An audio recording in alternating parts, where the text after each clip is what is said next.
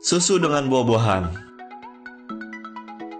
Kita tentu sering memakan sup buah yang di dalamnya itu terdapat berbagai macam buah-buahan seperti stroberi, apel, buah naga, kelapa, melon, dan lain-lain. Buah-buahan ini seharusnya nggak dikonsumsi secara bersamaan dengan susu. Kenapa? Karena kandungan zat asam yang ada di dalam buah-buahan cenderung memiliki sifat yang nggak baik bila bercampur dengan susu. Apalagi susu yang berprotein tinggi atau susu dengan pH lebih dari 7. Hal ini bisa mengakibatkan gangguan pencernaan bagi mereka yang mengkonsumsi susu dan buah-buahan dalam waktu yang bersamaan. Kedelai dengan bayam. Banyak orang yang sering mengkombinasikan makan siang mereka antara sayur bayam dengan tempe goreng. Hati-hati, kedelai itu nggak cocok bila dikonsumsi secara bersamaan dengan sayur bayam. Asam oksalat yang terkandung dalam bayam dapat bereaksi dengan kalsium yang ada pada kedelai sehingga membentuk endapan yang sulit melarut. Selain itu, penyerapan kalsium menjadi kurang optimal dan menimbulkan penyumbatan di perut. Makanan laut dan bir. Makanan laut mengandung kadar purin dan glycemic tinggi, sedangkan bir itu kaya dengan vitamin B1 yang mendapat mengurai kedua kadar itu. Ketika menikmati makanan laut dengan minum bir, hal ini akan mudah menyebabkan kadar asam urat dalam darah melonjak, sehingga menyebabkan terjadinya gout, yaitu seperti encok, bahkan timbul penyakit ginjal, radang persendian, dan penyakit-penyakit yang lain. Susu kedelai dengan telur. Telur dikenal sebagai makanan yang tinggi protein, sementara susu kedelai dikenal sebagai makanan yang memiliki sifat mengurangi aktivitas enzim protease yang digunakan oleh tubuh untuk membantu metabolisme protein. Intinya, ketika dua jenis makanan ini dikonsumsi secara bersamaan, bukan nggak mungkin tubuh justru menjadi lemas dan gizi tidak terpenuhi akibat kekurangan protein. Tubuh tuh nggak akan mendapat protein yang baik dari telur jika dikonsumsi bersamaan dengan susu kedelai. Kepiting dengan teh. Di restoran, warung, dan tempat makan lainnya, beberapa orang mungkin terbiasa dengan minum teh setelah makan kepiting dan mengira itu baik untuk pencernaan. Namun sebaliknya, hal itu dapat menyebabkan gangguan pencernaan.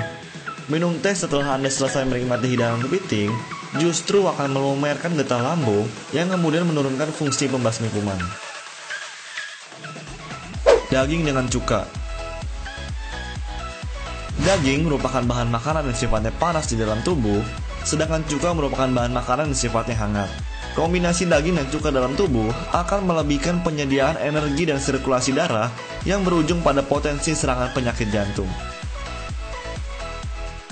Susu dengan coklat. Hati-hati bila Anda memutuskan untuk memakan olahan yang mengandung susu dan coklat dalam waktu yang bersamaan. Faktanya, susu itu kaya akan protein dan kalsium, sementara coklat itu banyak mengandung asam oksalat. Kalsium dari susu dan asam oksalat dari coklat dapat membentuk kalsium oksalat yang tidak mudah larut dalam tubuh. Kombinasi susu dan coklat ini juga berpotensi menyebabkan diare bila dikonsumsi secara bersamaan. Udang dengan vitamin C. Resiko serius akan dialami oleh seseorang yang memakan udang bersamaan dengan makanan atau minuman yang mengandung vitamin C. Contohnya kayak es jeruk. Pada dasarnya, udang tuh mengandung arsenik pentaside dan jika bertemu dengan suplemen yang mengandung vitamin C, akan terjadi reaksi kimia di dalam perut yang mengubah arsenik pentaside menjadi arsenik trioside yang sangat beracun. Hal ini dapat mengakibatkan hati, jantung, dan ginjal yang rusak, lalu usus yang keluar darah, pembuluh darahnya melebar, hingga akhirnya seseorang tersebut meninggal dengan kelima panca indera yang mengeluarkan darah. Daging kambing dengan buah semangka.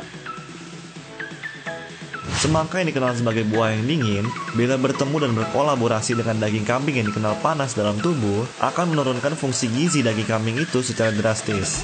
Terutama bagi penderita astenia limpa, kombinasi makanan daging kambing dan buah semangka berpotensi membahayakan energi dan mengganggu limpa serta lambung. Yogurt dengan daging. Makan sandwich yang di dalamnya ada daging ham bersamaan dengan yogurt ternyata berpotensi menyebabkan kanker. Sandwich siap saji yang disediakan oleh produsen biasanya mengandung tambahan nitrat untuk mencegah pembusukan dan botulinus yang berfungsi memperpanjang pelestarian produk daging. Ketika dua senyawa ini bertemu, hal ini bisa berubah menjadi nitrosamin yang bersifat karsinogen, yaitu zat yang membawa penyakit kanker. Sekian 10 kombinasi makanan sehari-hari yang berpotensi membunuh kita menurut calon sarjana. Buat yang mau request 10 fakta selanjutnya, komen di bawah ya. Dan jangan lupa klik like, share, dan subscribe supaya gak ketinggalan video kita selanjutnya. Oke?